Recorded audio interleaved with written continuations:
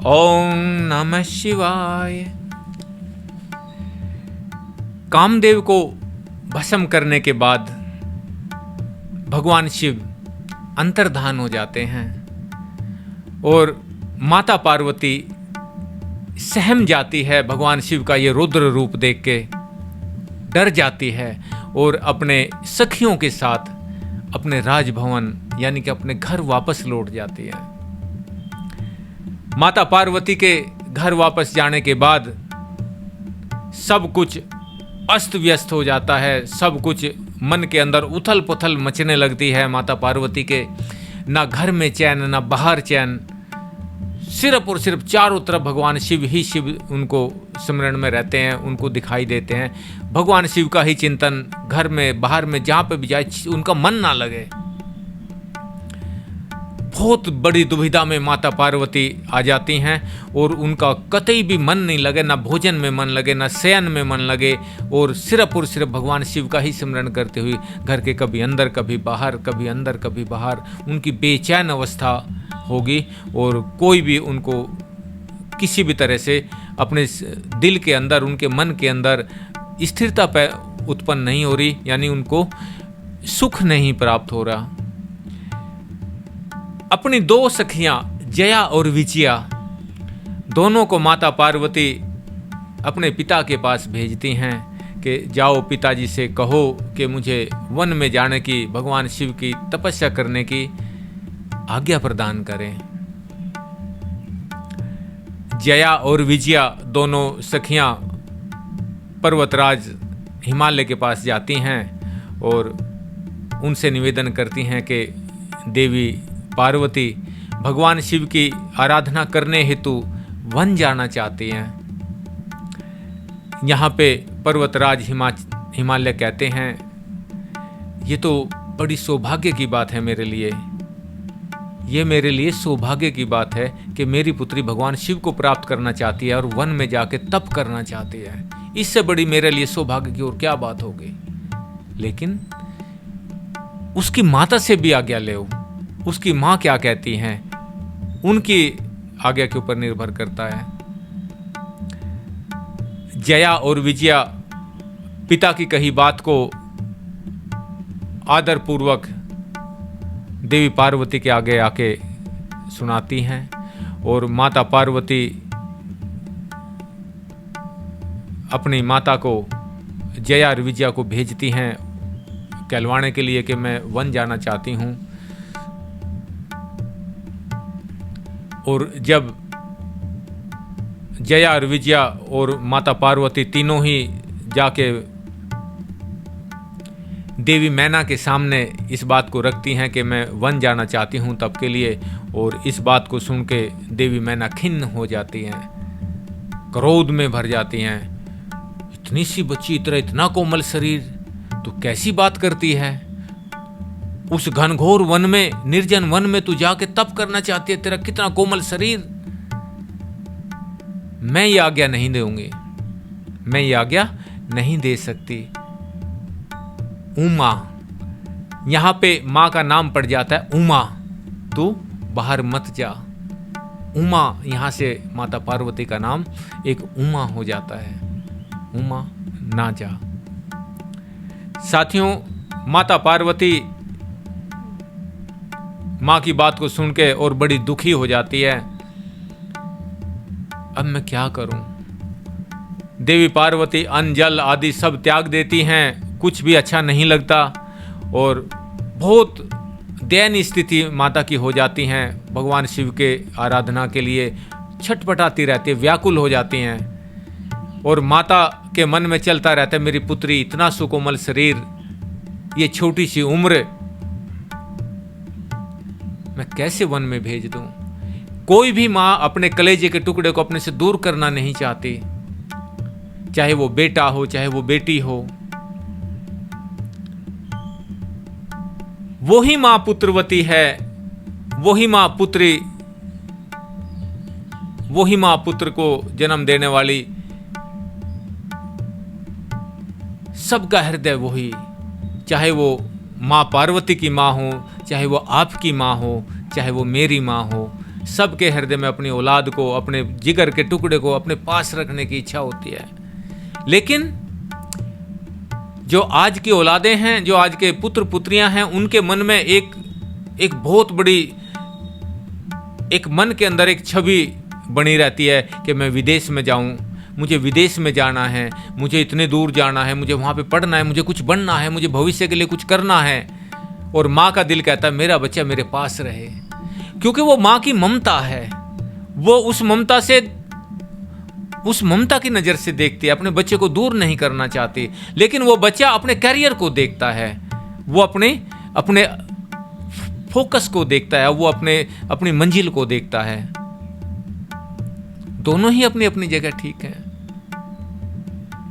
लेकिन माता पिता को भूलना, बाहर जाके, दूसरे देशों में जाके, दूर दराज प्रदेशों में जाके माता पिता को भूल जाना, यह बहुत दुर्भाग्य की बात है। अगर कोई बच्चा अपने माता पिता को भूलता है, क्यों? क्योंकि माँ और पिता दोनों इतना मुश्किल से अपनी औलाद को पालते हैं, इतनी मुश्किल से अपने औलाद को पालन पोषण करते हैं। बेशक उनके पास में कितना भी धन वैभव संपदा हो, लेकिन फिर भी वो बच्चों के लिए हमेशा उनके मन में एक तड़प रहती है, एक टीस रहती है कि मेरे बच्चे को ये मिले, मेरा बच्चा ऐसा हो, मेरा बच्चा ऐसा हो।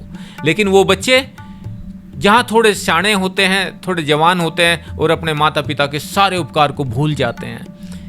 मैं ख़ास तौर पे अपने नौजवान साथियों से, अपने बच्चों से कहना चाहूँगा कि ऐसा ना करें। अपने माता पिता की एक जो उनके हृदय में जो तुम्हारे लिए जगह है, उस जगह को बरकरार रखिए। जैसे पिता के हृदय में पुत्र के लिए जगह है, पुत्री के लिए जगह है, ऐसे ही पुत्री और पुत्र के हृदय में भी माता पिता के लिए जगह होनी चाहिए। कई बच्चों की शादियां हो जाती हैं और शादियों के बाद जो है माता पिता को बिल्कुल इग्नोर करने लगते हैं। ऐसा भी नहीं करना चाहिए। जो बेटियां दूसरे घर से आके अपने ससुराल में आती हैं, उस ससुराल में भी अपने उन्हीं माता पिता की नज़र से देखना चाहिए जैसे माता पिता वो पीछे छोड़ के आते हैं। साथियों, भगवान शिव की लीलाओं से, माँ पार्वती की लीलाओं से, हमारे सनातन परंपरा की जो हमारे ये लीलाएं हैं, जो ये हम लोग किस्से कहते हैं, कहानियाँ कहते हैं, कथाएं कहते हैं, ये सब हमें जीने की प्रेरणा देते हैं, ये जीने का सलीका सिखाते हैं, ये प्रभु की आराधना करने का एक मार्ग बताते हैं, ये प्रभु के शरणागत होने की एक दिशा देते हैं। प्यारे साथियों, माता पार्वती की ये दुर्दशा देख के देवी मैना और दुखी हो जाती हैं और कहती हैं, जा बेटी, जो तेरा जी करे तू कर, जा कर ले अपने मन की इच्छा पूरी, अपने मन की इच्छा पूरी कर ले पुत्री, जो तेरा जी करे, जहाँ तेरा जी करे तप करने के लिए तू वहाँ पे तप कर, मेरी तरफ से तुझे आज्ञा है, आज़ादी है। प्रिय साथियों, जब माता पार्वती माँ की आज्ञा प्राप्त कर लेती हैं तो बड़ा मन खुश हो जाता है, प्रफुल्लित हो जाता है और तुरंत राजसी ठाठ के वस्त्र शरीर से उतार देती हैं और मूंज बांध लेती हैं, तुरंत वलकल धारण कर लेती हैं, तपस्वी का वेश बना लेती हैं माँ तुरंत, और अपनी दोनों सखियों के साथ, जया और विजया और अनेक सखियों को लेके, और गंगा अवतारण, जहाँ गंगा अवतारण हुआ यानी कि गंगोत्री स्थान पे माँ पार्वती, जहाँ पे कामदेव को भोलेनाथ ने भस्म किया और 60,000 वर्षों तक महादेव ने तप किया, वहीं पे माँ पार्वती अपना आसन लगा लेती हैं, जमीन की शुद्धि करती हैं और आसन पे बैठ के फलार रख के 1 वर्ष तक माता ने फलार पे तप किया, फलार लिया सिर्फ। भरी अग्नि में, दोपहरी में, चारों तरफ, ग्रीष्म काल में अपने चारों तरफ अग्नि चेतन करके माता उसमें। यहां से पहले मैं एक छोटी सी बात और कहूंगा कि जब इतना भारी सब रोष हो रहा था तो नारद जी आ जाते हैं हिमाचल के महल में, और नारद जी हिमाचल के महल में आ जाते हैं तो पार्वती की व्याकुलता देख के कहते हैं, हे पुत्री, हे वत्से, मैं तेरे हित की बात कहता हूं। तू भगवान शिव का तपस्या कर। तूने उनकी बगैर तप किए, जो आपने भगवान शिव की सेवा की है, वो बगैर दीक्षा लिए की है, बगैर गुरु के की है, और वो भी तूने अभिमान से की है। वो भी अभिमान से आपने उनकी सेवा की है। तो उनके ऊपर शरणागत होके, निश्चल भाव रख के उनकी लंबे समय तक आराधना कर। वे तुझे अपने अर्धांगिनी के रूप में जरूर स्वीकार करेंगे। नारद जी इस बात को कह के, और माता पार्वती कहती हैं, हे देवर्षि, आप मुझे दीक्षा दीजिए, आप मुझे मंत्र दीक्षा दीजिए, मैं कैसे साधना करूं। साथियों, गुरु दीक्षा, गुरु बनाना बहुत जरूरी है, क्योंकि बिना गुरु के कोई भी साधना सफल नहीं होती। गुरु दीक्षा से तीनों ताप कट जाते हैं, दैहिक, दैविक, भौतिक। तीनों ताप गुरु दीक्षा से कट जाते हैं। लेकिन मैं यहां पे ये कहूंगा, गुरु जो अंधकार से प्रकाश में ले आए, वो गुरु जो आपके रास्ते को बता सके, जिस रास्ते पर आप चलना चाहते हैं उस रास्ते को दिखा सके।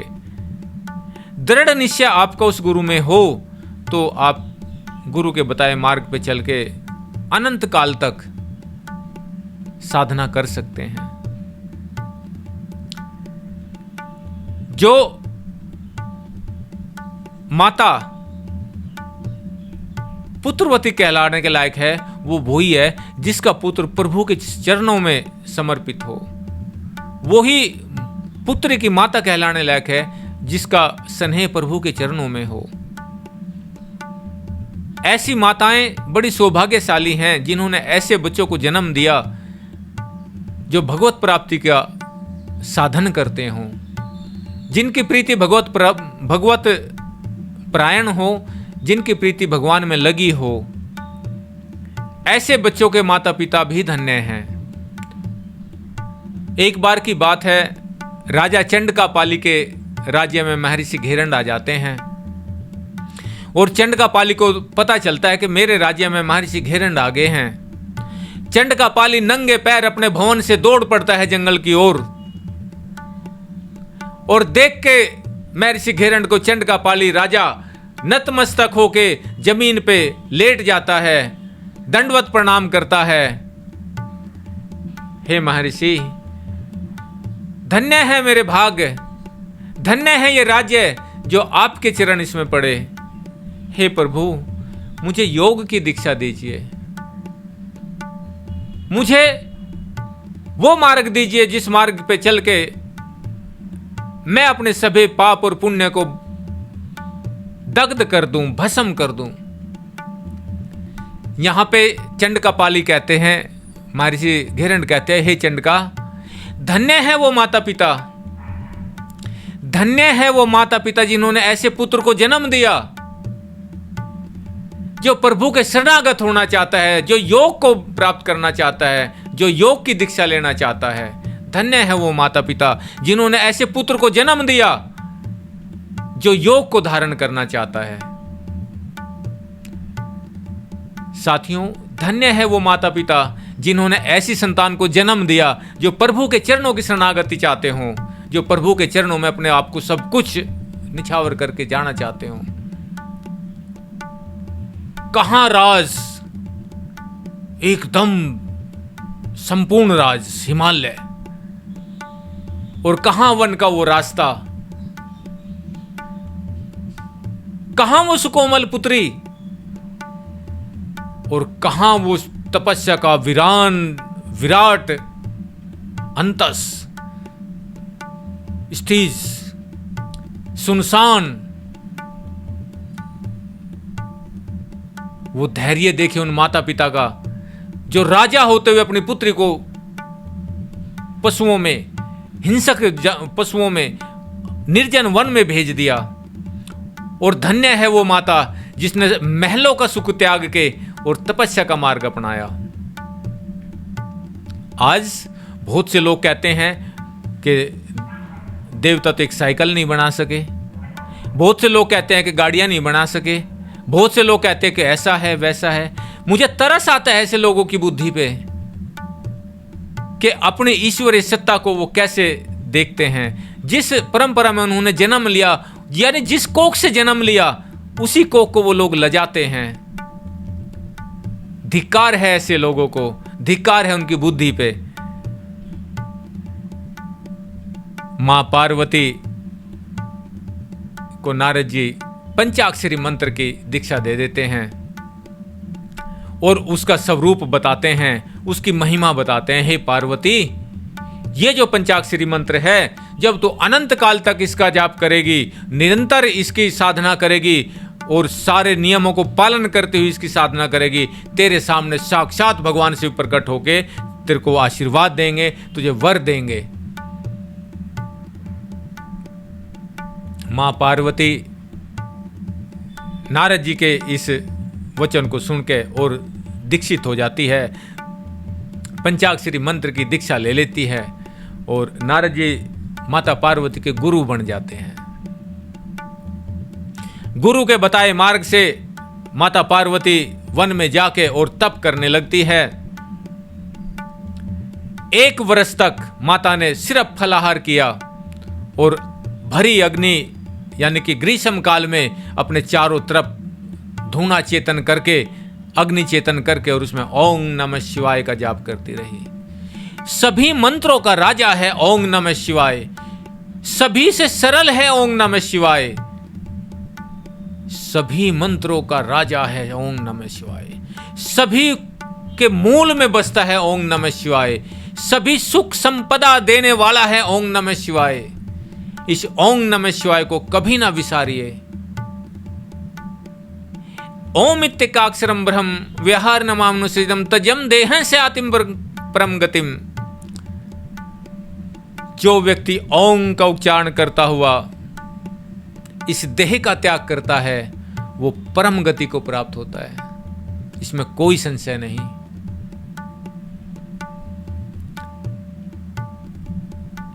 शरद ऋतु में,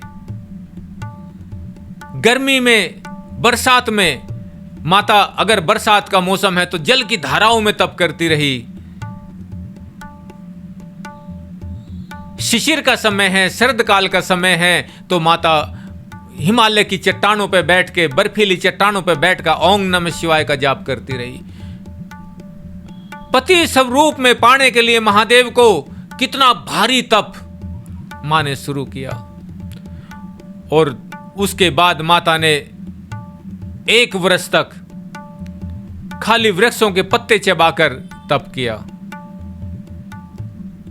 और फिर बहुत काल तक माता ने सिर्फ पत्ते चबा के तप किया। और फिर उसके बाद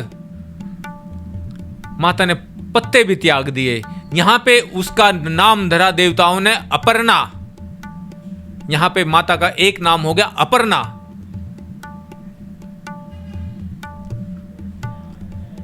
और धीरे धीरे 3000 वर्ष बीत जाते हैं। 3000 वर्षों तक निराहार रह के मां पार्वती ने भोलेनाथ का ओम नमः शिवाय का जाप किया। ओम नमः शिवाय, ओम नमः शिवाय, ओम नमः शिवाय। 3000 वर्षों तक अविराम जाप चलता रहा। सर्दी, गर्मी, सब बरसात, और मां का शरीर जार हो गया। और 3000 वर्ष बीतने के बाद एक दिन माता सोचती है कि वो अंतर्यामी कण कण में व्याप्त, जिसकी वेद महिमा गाते हैं सब ऋषि, महर्षि, मुनि, वेद जिनका बखान करते हैं कि वो दयालु, वो सब पे दृष्टि रखते हैं, वो सबकी मनोकामना पूर्ण करते हैं, वो मेरे तप को देख रहे कि नहीं देख रहे, उनकी नजर में मैं हूं कि नहीं हूं। और माता इसी बात को सोचती और उनकी आराधना करती गई। बहुत काल बीत गया, 4000 वर्ष बीत गए माँ को तप करते करते। 4000 वर्षों तक माँ ने यूं ही बराबर तप किया। एक दिन पर्वतराज हिमालय, देवी मैना आदि आदि सारे पर्वत, उनके भाई बंधु सारे परिवार इकट्ठा होके और मां पार्वती के आश्रम में आते हैं। कहते हैं, हे पार्वती, तू इस तप को व्यर्थ मत समझ, लेकिन वो विरक्त है, वो नहीं आएगा, तू घर चल।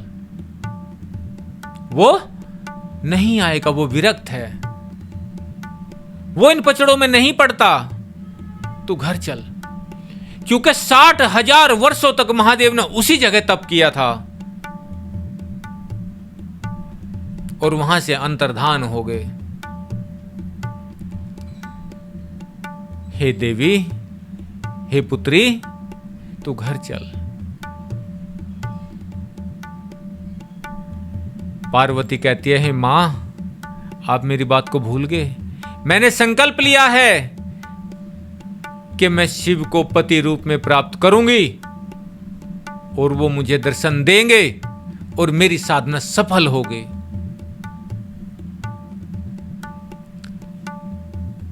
जहां से सब आए थे वहीं के वहीं माता पार्वती की बात सुन के वापस चले जाते हैं और वो अपने और दृढ़ निश्चय से माता पार्वती भगवान शिव की आराधना में और दृढ़ निश्चय से लग जाती है।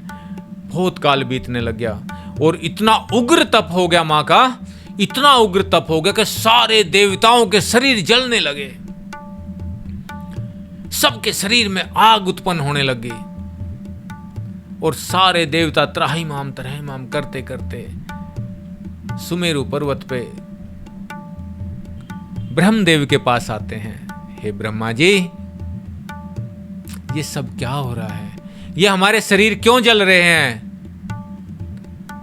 और ब्रह्मा जी सभी देवताओं को लेके क्षीर सागर में विष्णु जी के पास जाते हैं और देखते हैं विष्णु जो महाशय सैया पे सोए हुए हैं, यानी समाधि में बैठे हुए हैं। जाके सारा वृतांत विष्णु जी को सुनाते हैं और विष्णु जी कहते हैं, हे देवो, चलो महादेव के पास चलते हैं, जहां वो सुख राशि, जहां वो सबको पावन करने वाले, सभी को दुखों को हरने वाले, सभी के कष्टों को हरने वाले महादेव हैं, चलो वहां चलते हैं। देवता कहते हैं, हे विष्णु जी, हम महादेव के पास नहीं जाएंगे, जैसे उन्होंने कामदेव को भस्म कर दिया हमें भी कर देंगे, हम उनके पास नहीं जाएंगे। सारे देवता डर के थर थर कांपने लग गए। विष्णु जी कहते हैं, हे देवताओं, वो तुम्हारे कष्टों को हरने वाले हैं, तुम्हें दग्ध करने वाले नहीं, तुम्हें जलाने वाले नहीं, वो तुम्हारे कष्टों को हरने वाले हैं। और विष्णु जी का आश्वासन देने पर सभी देवता ब्रह्मा जी सहित और भगवान शिव के पास चले जाते हैं। पहले नारद जी जाते हैं, क्योंकि नारद जी भगवान शिव के भक्त हैं, और देखते हैं कि सभी शिव गणों से भगवान घिरे हुए हैं, समाधिस्थ हैं। और जाके भगवान शिव की सभी देवता आराधना करने लगते हैं, स्तुति करने लगते हैं। बहुत लंबी स्तुति करने के बाद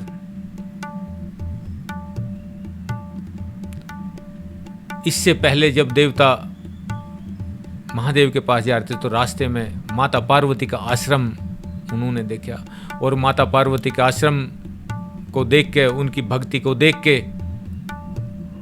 उनके त्याग को, उनके समर्पण को देख के सारे देवता बोले, ऐसा तप ना किसी ने किया, ना कोई कर पाएगा। और माता को बहुत आशीष देते हुए, गुणगान करते हुए और कैलाश की ओर चले जाते हैं। सभी देवता स्तुति करने के बाद भगवान शिव के बड़े प्रिय गण नंदीश्वर, नंदकेश्वर जो गण हैं भगवान शिव के, वो उनसे प्रार्थना करते हैं और उनके मन में दया आ जाती है देवों के ऊपर, और जाके भगवान को कहते हैं, हे भगवान, हे भक्तवत्सल, हे दीनानाथ, ये सभी देवता सताए हुए तुम्हारे चरणों में आए हैं, आपके श्री चरणों में आए हैं। हे शरणागत, इनको शरण दीजिए, इनकी विपदा दूर करिए, इनके दुखों को हरण करिए। नंदकेश्वर की प्रार्थना करने पर महादेव धीरे धीरे धीरे धीरे अपने सुकोमल नैनों को खोलते हैं, समाधि से बाहर आते हैं और कहते हैं, हे देवताओं, किस प्रयोजन से तुम सब आए हो? सभी देवता कहते हैं, भगवान विष्णु आदि, हे भगवान, हम तारकासुर के जुल्मों से बहुत दुखी हैं। तारकासुर ने तीनों लोकों के अंदर हाहाकार मचाया हुआ है, उसके दुखों से हमें छुटकारा दिलाइए, उसके दुखों से हमारा मुक्ति कराइए। महादेव कहते हैं, हे देवताओं, जो तुम्हारी अभिलाषा है वो अभिलाषा मैं पूर्ण नहीं कर सकता, क्योंकि मैंने कामदेव को भस्म कर दिया, और अगर मैंने देवी पार्वती को ग्रहण किया तो कामदेव फिर से जीवित करना होगा। और ये जितने भी मेरे भक्तगण हैं, जितने भी ऋषि मुनि हैं, इन सब के हृदय में काम जागृत हो जाएगा, और काम जागृत होगा तो इनकी साधना का पतन हो जाएगा। क्यों? क्योंकि जब काम जागृत होता है, काम से कोई भी व्यक्ति गृहस्थी में जाना, कोई भी साधक गृहस्थी में जाना नहीं चाहेगा, क्योंकि गृहस्थी में जाते ही साधक की साधना खत्म हो जाती है। कोई भी कामी व्यक्ति, कोई भी गृहस्थ व्यक्ति जो कामी है, मोक्ष मुक्ति तो सपने में भी नहीं सोच सकता, सपने में भी संभव नहीं है। क्योंकि काम होता है तो क्रोध होता है, क्रोध जागृत होता है, क्रोध जागृत होता है तो लोभ जागृत होता है, और जब लोभ जागृत होता है तो साधना खत्म हो जाती है, व्यक्ति के पुण्य खत्म हो जाते, क्षीण हो जाते हैं। मैं विवाह नहीं करूंगा। और भगवान शिव समाधि में जाने लगते हैं, और जब भगवान शिव समाधि में जाने लगते हैं तो सारे देवता फिर से नंदीकेश्वर की आराधना करते हैं, फिर उनसे विनती करते हैं, हे प्रभु, भगवान तो समाधि में जाने लगे, हमारे दुखों का हरण करवाइए। और नंदीश्वर जो है कहते हैं, हे देवताओं, ये भक्त वत्सल हैं, ये भक्त के वश में हैं, इनको भक्ति से जीता जा सकता है, इनको कोई नहीं जीत सकता, इनको कोई नहीं रोक सकता। अगर इनको रोक सकता है तो भक्त रोक सकता है, जिसके हृदय में इनके प्रति प्रेम हो, प्रेम से इनकी आराधना कीजिए, स्तुति कीजिए, ये भक्त के वश में है। और सारे देवता भगवान शिव की आराधना करने लगते हैं। कर्पूर गौरम करुणावतारम संसार सारम भुजगेन्द्रहारम सदा वसन्तं हृदयारविन्दे भमं भवानी सहितं नमामि। कर्पूर गौरम करुणावतारम संसार सारम भुजगेन्द्रहारम सदा वसन्तं हृदयारविन्दे भमं भवानी सहितं नमामि। बहुत लंबी स्तुति सभी देवता भगवान शिव की करते हैं, और वो भक्त वत्सल, वो करुणा निधान, वो दया के सागर, वो कपूर के जैसे गोरे विशाल नयन, जिनके गले में सर्पों की माला, हाथ में त्रिशूल, माथे चंद्रमा, वो सुख राशि, वो आशुतोष, वो फिर समाधि से बाहर हो जाते हैं और कहते हैं, हे देवताओं, मैं विवाह करना नहीं चाहता, लेकिन मैं अपने भक्तों के कष्ट दूर करने के लिए भी तत्पर रहता हूं। मैं तुम्हारे कष्टों का हरण करूंगा, मैं विवाह करूंगा, मैं देवी पार्वती को अर्धांगिनी के रूप में स्वीकार करूंगा। मैंने बहुत बड़े बड़े राजाओं का, मुनियों का, देवों का दुख दूर किया है, मैं तुम्हारा भी करूंगा। ये सारी सांत्वना जब देवताओं को मिलती है और देवता गदगद हो जाते हैं, क्योंकि ब्रह्मा जी ने जो वरदान दिया हुआ था कि पुत्र भगवान शिव और माता पार्वती का और देवताओं का सेनापति होगा, उसी के हाथों तारकासुर की मृत्यु होगी। ये वरदान ब्रह्मा जी ने तारकासुर को दिया हुआ था। इस वरदान को पूरा करने के लिए भगवान शिव ने माता पार्वती के साथ विवाह करने की देवताओं के सामने स्वीकृति दे दी और देवता खुशी खुशी अपने अपने लोक को चले जाते हैं। महादेव समाधिस्थ हो जाते हैं और फिर एक समय आने पे उधर मां पार्वती अविराम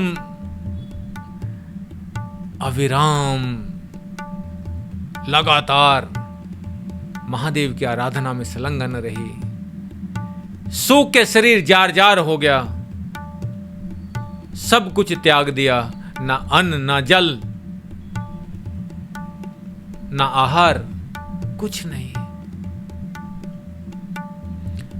और भगवान शिव सप्त ऋषियों को, वासिष्ठ आदि जो ऋषि हैं, सबको स्मरण करते हैं और स्मरण करते ही तुरंत सारे के सारे कैलाश में आ जाते हैं। हे महादेव, आहो भाग्य हमारे, आपने हमें याद किया, हमारे जन्म जन्मांतर के पुण्य उजागर हो गए, हमारा जीवन सफल हो गया। हे प्रभु, आपने हमें याद किया, आपकी दया होगी नाथ। हे ऋषियों, तुम जाओ और गंगा अवतरण यानी गौमुख में देवी पार्वती गौरी शंकर पर्वत पे, क्योंकि इस स्थान का नाम हो जाता है फिर गौरी शंकर स्थान में पर्वत पे देवी पार्वती अविराम तप कर रही है। और जाओ, ये मेरी स्वीकृति है, ये मेरा आदेश है कि तुम उनकी परीक्षा ले, उनकी भक्ति की परीक्षा ले, उनके दृढ़ निश्चय की परीक्षा ले। ये मैं कह रहा हूं, कोई संकोच ना करना। माता पार्वती की कितनी परीक्षाएं सप्तऋषि, फिर खुद महादेव भांति भांति के रूप बना के लेते हैं। ये सारी की सारी अगली कड़ी में मैं आपको बताऊंगा। आशा करता हूं ये छोटा सा वृत्तांत आपको जरूर पसंद आया होगा। ओम नमः शिवाय, ओम नमः शिवाय, ओम ओम। पार्वती पते हर हर महादेव।